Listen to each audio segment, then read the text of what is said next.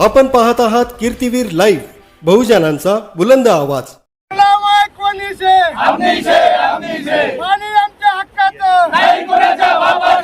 खानदेशाच्या सिंचन आणि पिण्याच्या पाण्याच्या दृष्टीने अतिशय महत्त्वपूर्ण असलेला नारपार प्रकल्प मंजूर व्हावा यासाठी माजी खासदार उमेश पाटील आणि समर्थक आज सकाळी 11 वाजल्यापासून मेहुणबारा येथील गिरणा नदी पात्रात आंदोलनाला बसले आहेत। गिरणा नदी पात्रात अर्धनग्न होऊन सकाळी 11 वाजेपासून आंदोलन सुरू आहे। मागणी मंजूर न झाल्यास जलसमाधी घेण्याचा इशारा त्यांनी प्रशासनाला दिला आहे। केंद्र सरकारने नारपार प्रकल्प रद्द केला आहे। नारपार प्रकल्प खानदेशाच्या सिंचनाच्या दृष्टीने अतिशय महत्त्वपूर्ण आहे।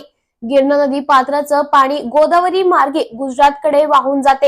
हे पाणी अडवून त्याचा उपयोग खानदेश परिसराला व्हावा यासाठी नारपार प्रकल्प हवा आहे आणि त्यासाठी हे आंदोलन करणार असल्याचं उमेश पाटील यांनी स्पष्ट केले आहे। नारपार प्रकल्प झाल्यास त्याचा उपयोग संपूर्ण खानदेशासाठी होईल। खानदेशात सिंचनासाठी मुबलक पाणी उपलब्ध झाल्याने हरित क्रांती घडेल आणि त्याचा फायदा शेतकरी व कष्टकरी लोकांना होईल। यासाठी हा प्रकल्प महत्त्वाचा आहे। कुठल्याही परिस्थितीत या प्रकल्पाला मंजुरी मिळाल्याशिवाय आंदोलनातून माघार घेणार नाही असे देखील यावेळी स्पष्ट केले आहे। नार पार या नदीचं पाणी जे गुजरातला वाहून जातं ते आमच्या गिरणा अतितुटीच्या खोऱ्याला मिळावं ही गेल्या 50 वर्षाची मागणी असताना केंद्र सरकारने प्रकल्प रद्द केल्याने आम्ही टप्प्याटप्प्याने आंदोलन करतोय। ही 5वा टप्पा आमचा होता, परंतु आज 11 तास झाले अजून प्रशासन सकाळचं 10 वाजेचं गेलं तसं उत्तर घेऊन यायला तयार नाही। म्हणजे शेतकऱ्यांच्या आणि पाण्याच्या प्रश्नावर इतकं असंवेदनशील सरकार जर असेल तर मला असं वाटतं की खानदेशाच्या आणि शेतकऱ्यांच्यासाठी अत्यंत घृणास्पद आणि निषेधार्ह बाब त्या ठिकाणी आहे। नार पारचं गुजरातला वाहून जाणारं 35 TMC पेक्षा जास्त पाणी, इकडे तापीचं पाणी आमच्या हक्काचं ते गुजरातला वाहून जातं। मात्र दुर्दैवाने आमच्या गिरणा खोऱ्याला पाणी नसतं आणि परिणामस्वरूप 2.5 लाख एकराचे कालव्याची व्यवस्था असताना 22 TMCचं आमचं धरण असताना खाली मग आमचं गिरणा, मन्याड, पांजणडावा कालवा, जामदा जावजा कालवा, चनकापूर कालवा, त्याचबरोबर खाली आमच्या असलेल्या पाचोरा दहीगाव कालवा या सगळ्या व्यवस्था त्या ठिकाणी दुर्दैवाने कोलमडतात आणि 6 नगरपालिका, 2 महानगरपालिका, 700 गावं, 50 लाख लोकांना पिण्याच्या पाण्याच्या, 4 MIDCला त्या ठिकाणी उद्योगासाठी पाण्याच्या, असं अतितुटीच्या खोऱ्यासाठी हे सरकार दुर्दैवाने निर्णय घेत नाही। दुसऱ्या बाजूने विदर्भात 86,000 कोटीचा प्रकल्प, मध्य प्रदेशला केन बटवाला 80,000 कोटीचा प्रकल्प आणि दुर्दैवाने गिरणा डॅम ते रामेश्वर जिथे तापीचा आणि गिरणीचा संगम होतो या 150-60 किलोमीटरमध्येच का प्रकल्प होऊन अतितुटीच्या खोऱ्याला नारपारचं पाणी जोडलं जात नाही हा संताप गिरणा खोऱ्यातल्या शेतकऱ्यांच्या मध्ये आहे। आणि म्हणून आम्ही सांगितलंय की जोपर्यंत प्रशासकीय मान्यता कोणत्या योजनेतून तुम्ही द्याल बजेट ते पण आम्हाला हवंय, नुसतं आम्हाला तोंडाला पानं पुसणारं नकोय।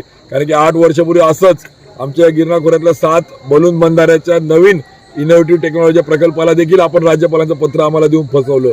8 वर्ष आले 1 रुपया त्याला दिला नाही आणि आता परत राज्यपालाचं एक पत्र पाठवून आमच्या तोंडाला पानं पुसायचं जे कामं करतायत। 60 वर्ष आमच्या बापाने संयम ठेवला, मात्र आमची पिढी आता त्या ठिकाणी तुम्हाला शांत बसू देणार नाही आणि म्हणून नारपार द्या, नाहीतर हद्दपार तुम्हाला करू आम्ही। आणि म्हणून पंतप्रधानांच्या कार्यक्रमामध्ये गिरणा खोऱ्यातले शेतकरी उद्रेक करतील। आमची प्रामाणिक इच्छा आहे की पंतप्रधान हे एका पक्षाचे नाही, ते राष्ट्राचे आहे, त्यांना कुठल्याही प्रकारचा त्रास त्या ठिकाणी दिला जाऊ नये। परंतु जर आमच्या हक्काचं पाणी गुजरातला जात असेल, आमच्या खोऱ्यातले 5-5 मंत्री गुप त्या ठिकाणी तोंड गप्प करून बसत असतील तर हे आम्ही सहन करून घेणार नाही। त्यामुळे गुजरातचे बावले खानदेशचे नेते होऊ शकत नाही, आमचे त्या ठिकाणी प्रतिनिधी राहू शकत नाही आणि म्हणून आम्ही 11 तास झाले आणि अजूनही रात्रभर आम्ही पाण्यात बसणार आहोत। मात्र जर प्रशासनाने गांभीर्याने घेतलं नाही आणि आम्हाला वेळेत ठोस निर्णय दिला नाही तर पंतप्रधानांचा कार्यक्रम आम्ही त्या ठिकाणी पूर्णपणे या कार्यक्रमाचा आम्ही त्या ठिकाणी उद्रेक गिरणा खोऱ्यातल्या शेतकऱ्यांचा दिसेल याची पण खबरदारी प्रशासनाने आणि सरकारने घ्यावी। त्यांच्या समवेत 50 पेक्षा अधिक कार्यकर्ते नदी पात्रात सकाळी 11 वाजेपासून उपोषण करीत आहे। रात्री 9 पर्यंत आंदोलन सुरूच होते। त्यातील काहींची प्रकृती बिघडली आहे। रात्रभर आंदोलनाला उभे राहिल्यास त्यांची देखील प्रकृती ढासळण्याची शक्यता नाकारता येत नाही। नदी पात्राचे पाणी सातत्याने वाढत आहे। उपोषणाला बसलेले उपोषणार्थी माने बरोबर पाण्यात बुडाले आहेत। पावसाळ्याचे दिवस आहेत नदीच्या पाण्यात अचानक वाढ झाल्यास अनेक अडचणींना सामना प्रशासनाला करावा लागणार आहे.